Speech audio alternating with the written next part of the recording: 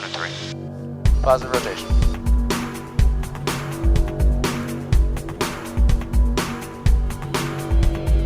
Ignition.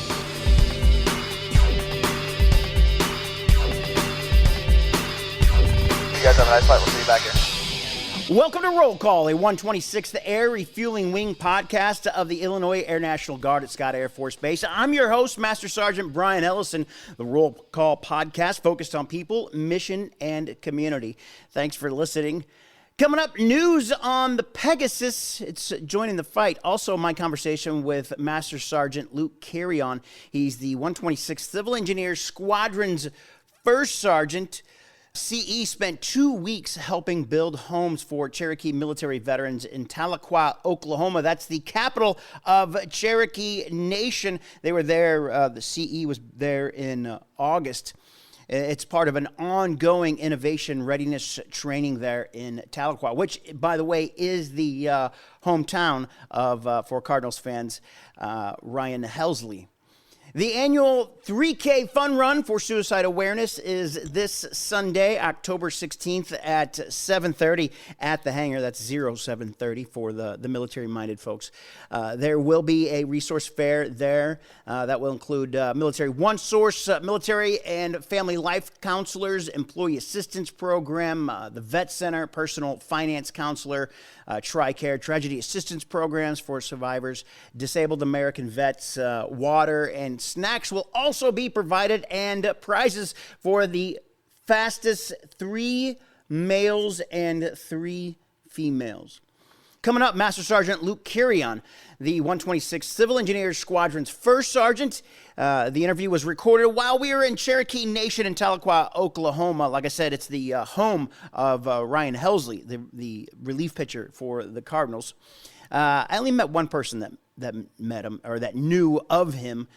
So we recorded this on the job site under a big white tent the day after it had rained. It rained really hard.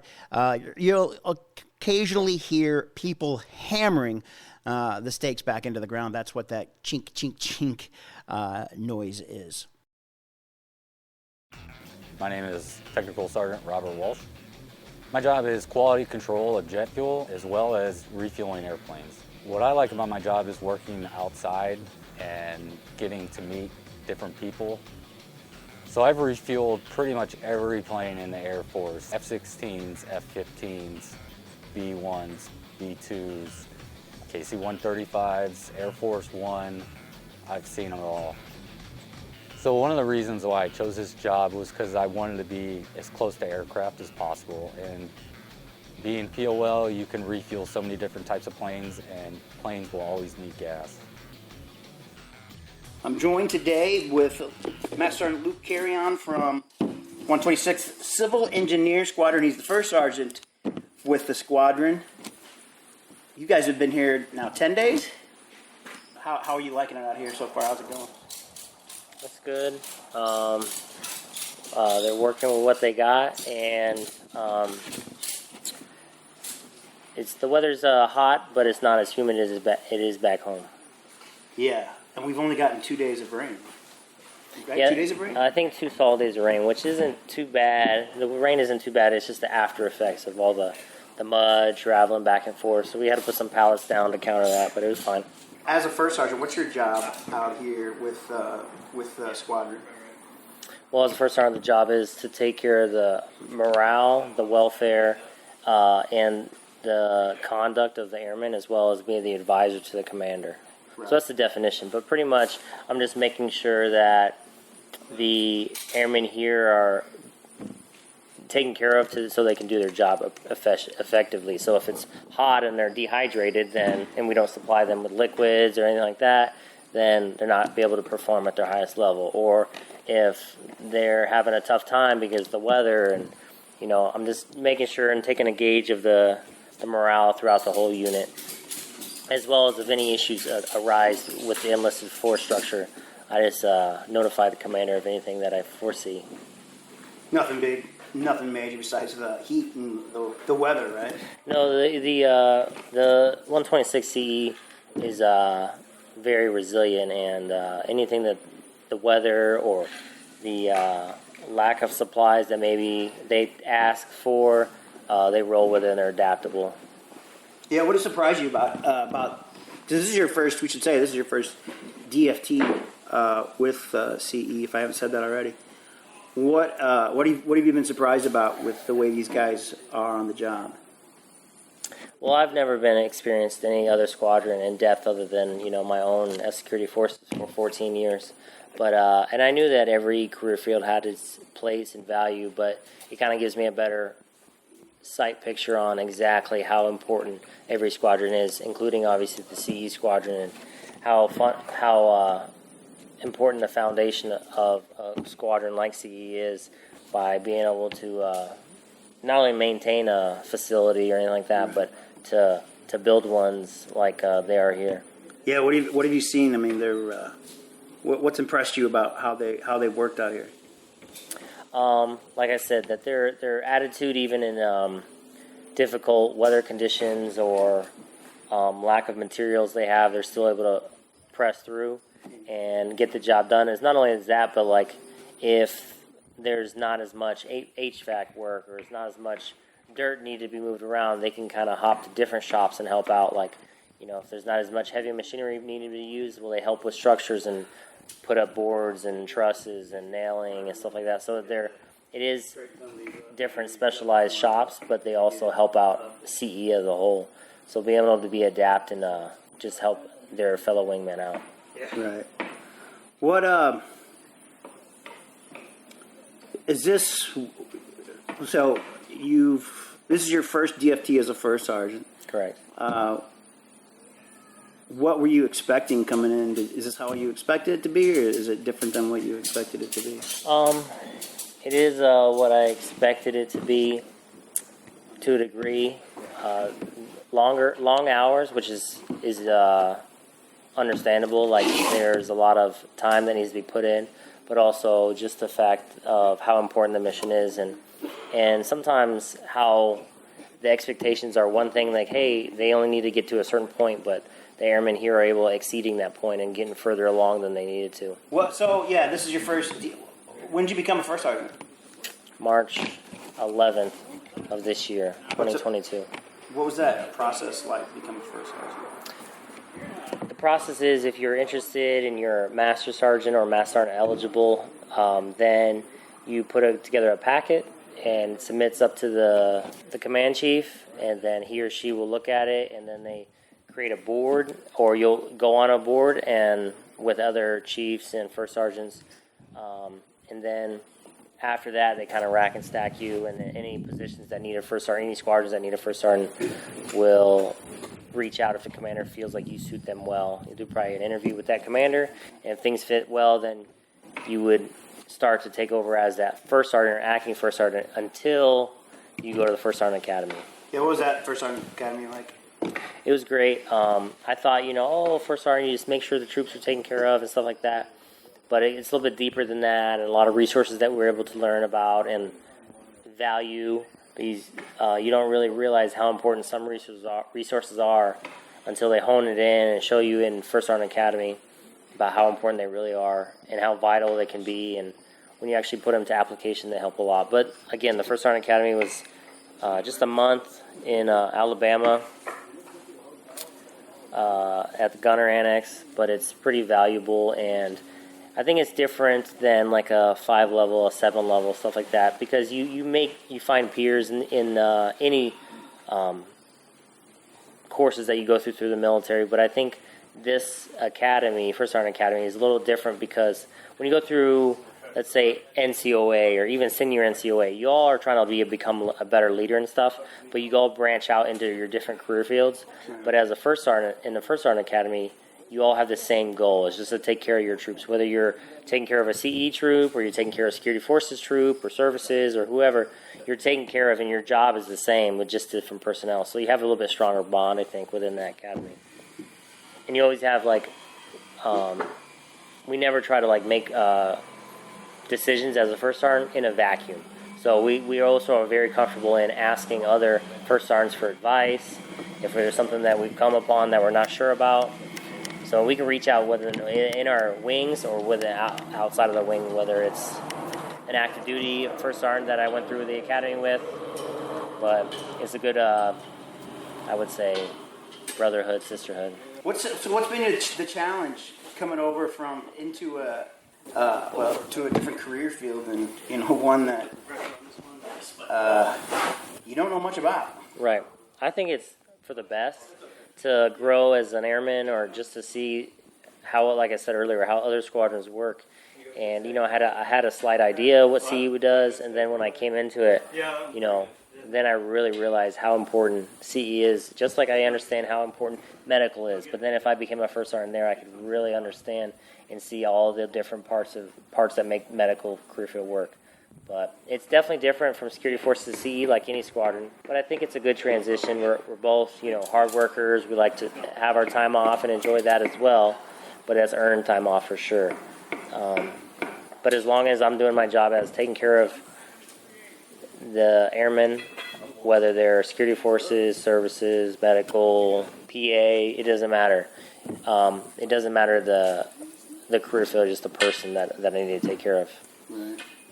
What ways have you tried to take care of the troops out here? Of course, it's been challenging, right? Trying to take care of these guys out here. I would honestly say it's not, and the reason is because, like I said, our airmen here are very resilient. If they were not as resilient and they were really beat down by the weather, or they're really beat down by certain issues that aren't raising the morale, then it would be tougher. But the airmen are in services and PA, they're all very resilient, and they roll with the punches, and they're very adaptable, which is key in the military. And I always say the only thing in the military that is consistent is change, and they've adopted that. So yes, I do need to make sure and force some liquids on them and say, hey, okay, you need to take a break, and make sure that they're taking some breaks and stuff like that. But we make sure that they have some time off to kind of decompress a little bit from the long days. So I don't want to say it's easy, but I'm also saying these airmen are very resilient.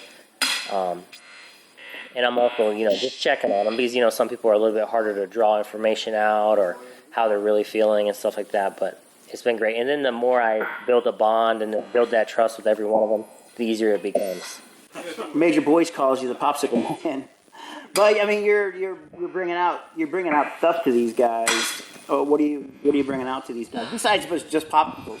Yeah, I just bring out things to kind of break up the monotony of them on top of the roofs all day. So something obviously like cooler and a hotter climate. If it was cold, we'd bringing them out hot chocolate or something like that, But yeah, the popsicle man, or I have fruit snacks or Capri Suns, some silly stuff, but stuff that's gonna kind of maybe boost your morale or kind of take your mind off of what you're doing for a second, because you can only work so hard, whether you're studying or working on a roof or even working out hard. You got to take a second and take a rest, or get under some shade, or popsicle to kind of cool your body temperature down. So those are just little things that can kind of break up the monotony of working all day. Yeah, those popsicles were good the other day. Yeah, I was up on the roof for a couple hours, and boy, you came by with one of those, and they tasted good. Yeah. Paying that out of your pocket? We ask mainly our senior leaders if they wanted to donate to help out, the whole 126th here and the 301st that are here helping out. And then, usually I get enough funds through the senior leaders, and some other NCOs might chip in and stuff like that. And then we have a surplus enough to go ahead in the store and go ahead and purchase those popsicles or Powerades or Monsters or whatever energy drinks. Yeah. So on Friday, the first Friday we were here, we had the Cultural Day. The Cultural Day, yeah, that's right. At the Cherokee, was it the Cherokee Cultural Day? Yeah. Yeah. How important do you think that was for the troops, and maybe even you and all of us? Really, it was an eye-opening experience, I think, for me. Yeah, it depends on each person's knowledge, I think, of the Cherokee Nation and the information that they already have on it. So at whatever degree of knowledge you have, it's important to learn more, or just kind of reemphasize why we're here maybe, and helping out Cherokee veterans, because that's why we're doing this. We're helping build these houses so that Cherokee veterans can have these homes. And then also, it also gave us some time away, like I said, decompress a little bit from working on the job site. And then, like I said, just kind of learning the culture of the Cherokee, or why maybe the Cherokees do a certain thing or like that. And plus, they had some some activities that brought some camaraderie. There was a game called Stickball that, you know, they split up in two, and, you know, every time we do like a group activity with some competition, it always definitely has some fun and brings out esprit de corps within the troops. Yeah, the stickball, basically, it's kind of like lacrosse. And I guess they basically said all the different tribes across the Americas all played some sort of version of this game, and basically it's like lacrosse, but the Cherokee play it with two kind of sticks that have like what is that? What were the sticks made out of? Yeah, I don't know, some type of wood or something. Yeah, it was like bamboo or something. Yeah. It had a little basket at the end. Everybody was kind of timid until First Sergeant you got into it. And then everybody's like, all right, we're going to have fun with this. Well, we looked up stickball before, and we've seen that there was some tackling involved and stuff like that. So I thought, you know, to make it more intense, and, you know, I would just not try to hurt anybody, but we would just kind of ramp it up a little bit, and again, just that's how they played. And it was nowhere near what they would play back in the day. Oh, yeah. So technically, back in the day, they would settle like, hey, we want this land, and they would have the two tribes play each other, and they said, you know, they told us there that they would play, and some people would have broken limbs and get hurt and die. Obviously, we weren't going that far, but, you know, it was definitely fun that we were getting a little rough with each other, but yeah, you guys had a lot of fun. Yeah, absolutely. Yeah. And no one got hurt, so that was the main thing. Yeah. What made you want to become a first sergeant? That's a good question. I feel like, you know, I definitely grew up, and, you know, through high school and joining, I always wanted to be a cop because I follow the rules and I want to enforce those rules and pretty much reward those that are doing the right thing, and then not punish, but, you know, not reward the ones that are doing the wrong thing. So, like, you know, if someone is, you know, breaking a law, you know, I challenge them or what have you, or protect the perimeter when I'm deployed or something like that. But I've always wanted to be a cop. I've had a great career as a cop. I've progressed well. I've learned a lot. Some positions, combat arms instructor to, you know, training and maintenance to ASP, an active shooter trainer, all that stuff. But I've always had a tendency to want to, like I said, take care of people. So the most organic way to do that is to become a first sergeant. And just to progress and to learn throughout the whole wing about the whole picture of the wing and how it works, I feel like, you know, I'm pigeonholing myself if I just stay as a cop the whole time. And also I was glad to be a first sergeant in a different squadron, just to build new bonds and have whole new relationships with a whole new group of people. Everyone kind of knows who I was in security forces, but then going to a new squadron is a good change. But like I said, overall, being a first sergeant for me, it was just a natural progression and how I've always wanted to take care of people in whatever way that is. Like in my civilian job, I own a gym and I take care of and try to make sure their fitness is taken care of. So here I've got to make sure that we're, as well as fitness, is taken care of, but the whole being as a person is taken care of. There's side inside of the military, outside of the military. So I even though I might seem a little harder on the exterior, I still definitely want the best for everyone and try to take care of them. And whatever that is needed, whether that's just needing a popsicle or if that's maybe needing to talk about something. And I feel like I've had a lot of experiences.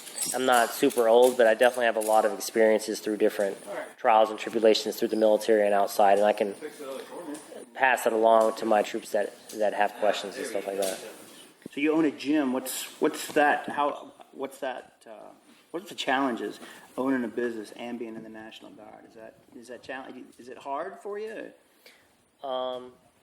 It depends on the support system. So I would say I have a pretty good support system, as in my fellow coaches and stuff. But it is very challenging because, you know, I do have, you know, throughout most of the month, you know, I just run my gym. Yeah, I own my gym. I coach, you know, 80-90% of my classes and stuff. And then when I have drill weekend, it's not a big deal. You know, Saturday we have a couple classes. I have a coach that coaches that, and Sunday's kind of open. You know, no big deal. But like when I have to go for 2 weeks, or even if I deploy or anything like that, that can be more challenging. But like I said, I just have a good support system, as in my coaches, that can help coach the classes, and I organize with my coaches when they can coach while I'm gone. And that's important in anything that I always ask, like, who's your support system and how are they helping you out? Whether you're deploying and you have no responsibilities, you still want a support system. If you have every responsibilities in the world, you need a support system. Support system can be from your mom, dad, brother, sister, you're obviously your spouse, or even friends, or, anything like that can help you out while you're down or something like that. But it can be challenging, but I wouldn't have it any other way. Any mentors that you've looked up to that you're like, yeah, because of them I want to be a first sergeant? Yeah, I've had different ones through my career as a cop or someone who owns a business, something like that. But as a first sergeant, I would honestly say, I've had some good first sergeants and stuff like that, and even the ones I went through academy with, I already know they're going to be great first sergeants. But Sergeant Mertz is definitely one. Chief Mertz now is definitely one that was that even now I still kind of go to, and he hasn't been a shirt in a while, but he still has that expertise and that knowledge, and sometimes I'll go to him, or he would just remind me of certain things as a first sergeant. I'm like, yeah, and just hone me back in. But before I was a first sergeant, and even after, I kind of look at him sometimes for advice or guidance on being a first sergeant. What made you want to join the Illinois Air National Guard? Well, I joined in Alaska.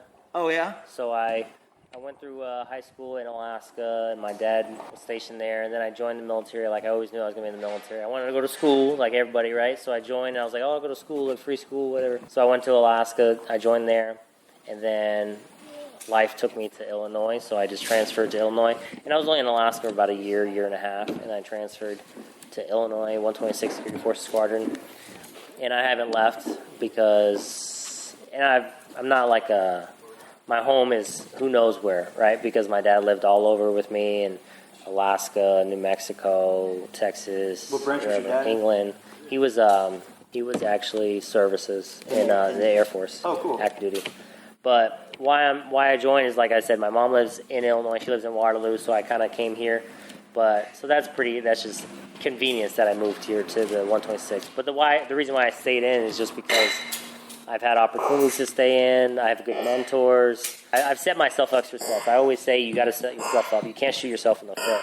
So I've always got my schooling done. I've always, I guess you could say keep your nose clean and stuff like that, and do what's asked for you. Volunteer for things, and then if you really are interested in doing something, then be proactive in that. I wanted to be a first sergeant, and I let people know that, and my leaders knew that. And then when opportunities came arise, they would always say, "Hey, here you go. This is what you have to do to be a first sergeant," or "Hey, I want to be an academy instructor. Well, this is what you have to do to be an academy instructor." And these opportunities have let me grow throughout the military, and that's why I've been and I've stayed in Illinois Air National Guard. Is this what you expected a first sergeant to be? Is this how you? Going into it? I mean, now that you're doing a DFT, we're on innovative readiness training and IRT. Is this kind of how? Is it panning out the way you had expected it? I mean, honestly, I would say it is It's not exactly, but it is what I expect. I know that I'd be running around or taking care of people, maybe shuttling someone to the hospital or something, or just making sure people's got their food and basic needs, and then their extra needs, taken care of, and then just letting them know, that I'm here in whatever way they need. If they need to talk to someone, I'm here. And, I'm sure every DFT down, every drill that goes down, I'll gain more experiences and knowledge as a first sergeant. But as of now, this DFT has kind of been what I expected. And honestly, it hasn't been too tough or too easy, just because, like I said, this isn't everyone's first DFT. So they definitely know the rope pretty well. And I feel like I've built a good bond with everyone, from leadership to the airmen of this squadron. That I can be who I am, and they accept me just like I accept them. What's been your favorite thing so far with this DFT? Just, I've said it multiple times, but honestly, just seeing how they work and how hard they work, and expressing, I say it enough, and it probably goes one ear and out the other, but expressing the appreciation and the admiration and the in awe of just how much they work and how great they work and how much they get done. And with maybe limited materials or the weather, like I said before, but I'm just very impressed. That's what I'm saying. That's the word I was looking for. I'm very impressed with how well this squadron works and gets the job done and gets the mission done. Master Sergeant Luke Quirion, First Sergeant for 126th Civil Engineer Squadron. Thanks for joining us today. Thanks. With your look around the Air Force, I'm Staff Sergeant Khadijah Slaughter. The KC-46A Pegasus was just approved for combatant command deployments worldwide. That means the new refueler passed its final capability test, the end of a 15-month process to prove the Pegasus can refuel all aircraft combatant commanders may need. The Pegasus passed the final test during a real-world tasking in a combat zone, refueling 2 F-15E Strike Eagles. The flight included the first successful combat use of the Military Data Network, a system that allows the KC-46 to be a secure interface between the on-ground Air Operations Center and airborne aircraft, increasing situational awareness in the battlespace. Enlisted and civilian women can now apply and compete for an officer training school commission while pregnant. The previous policy required women to be worldwide qualified at the time of application, preventing them from applying during pregnancy and through a 12-month postpartum period. The new recruiting policy allows selectees to attend training between 6 and 14 and a half months after their pregnancy. Undersecretary of the Air Force, Gina Ortiz-Jones, says the service is in a race for talent and policies need to reflect that. The change came about after she directed a gender policy review to identify obstacles women face in the department. The Air Force added a new guide to its collection of foundational documents dedicated to developing Total Force Airmen. The Joint Team Documents, also known as the Purple Book, provides an understanding of the value each service contributes to the Joint Force and outlines working with other branches to win the high-end fight. The Purple Book educates airmen on how the Air Force partners with other services to protect American interests across the globe. Chief Master Sergeant of the Air Force Joanne Bass says, in an era of strategic competition, adversaries want to outpace and overtake the U.S. She says every airman needs to know what's at stake and understand why it's critical to synchronize capabilities with joint partners. And that's your look around the Air Force. When the 126th Civil Engineer Squadron went to Tahlequah, Oklahoma earlier this month, they didn't go alone. They brought members of the 126th Force Support Squadron's Services section with them. I talked to one of the airmen from Services who was a part of that mission. Senior Airman Kylia Jones' workday begins at 3:15 in the morning at Camp Gruber, Oklahoma, to prep and make breakfast for the airmen of the 126th Civil Engineer Squadron of the Illinois Air National Guard and troops from the 301st Civil Engineer Squadron of the Air Force Reserves at Naval Air Station Joint Reserve Base, Fort Worth, Texas.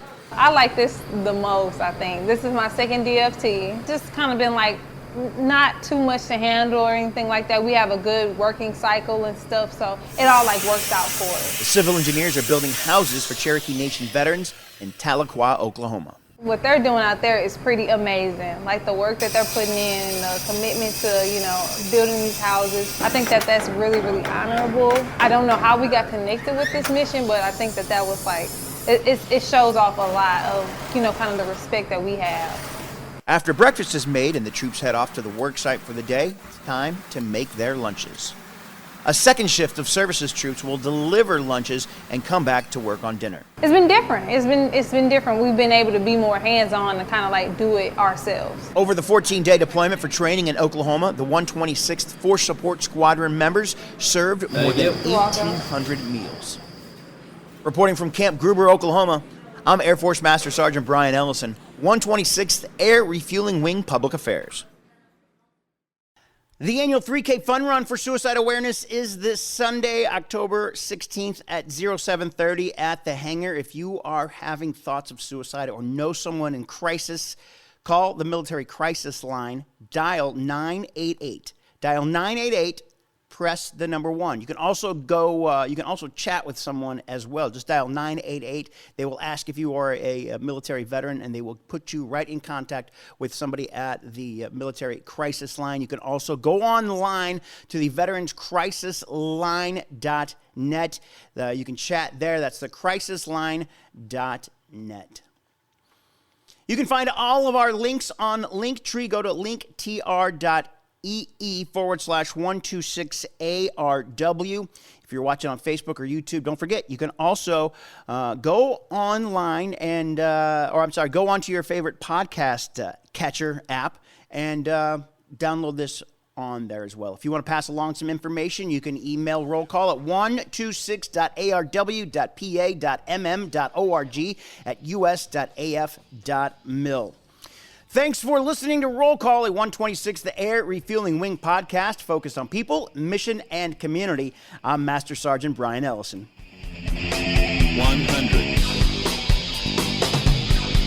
50, 30, 20, 10.